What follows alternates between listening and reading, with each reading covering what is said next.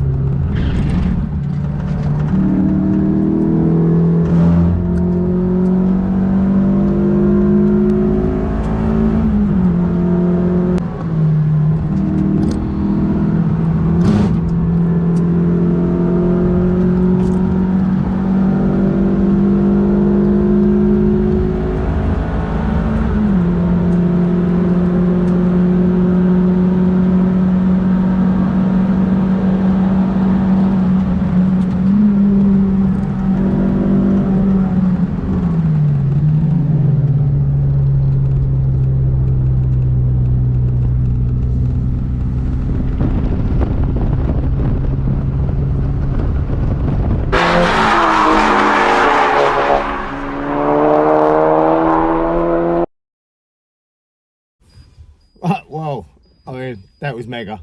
After, I mean, really hot track day. Fantastic. I mean, straight off the bat, you could feel the difference. The only negative, I'd say, if at all negative, I mean, it's to be expected when you fit solid engine mountings, is the vibration. You can hear more vibration, feel more vibration through the car. However, the actual gear changes are so much crisper.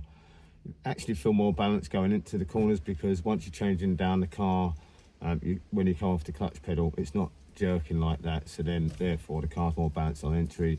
You can therefore carry more speed into the entry of the corner. You're training the brake anyway. Exit, yep, it doesn't seem to understeer as much, which again is because it's not tramping, if you like, so it's not moving around underneath. That solid, the dogleg mount obviously has made a massive improvement in that. Yes, a massive shout out to Justin at Evol Engineering, well worth the investment. There wasn't too much money either, so a lot cheaper than the Vibrotechnics mount that I did buy. Like I said, the reason why I really went for the Evol was because of cost. We run this little track car on a budget. But yeah, massive difference. Yeah, big improvement, and we did manage to go a second quicker. So, a second quicker for less than 200 quid. I think that's good value for money, basically. So yeah, well done, guys. Thank you. See you in the next one.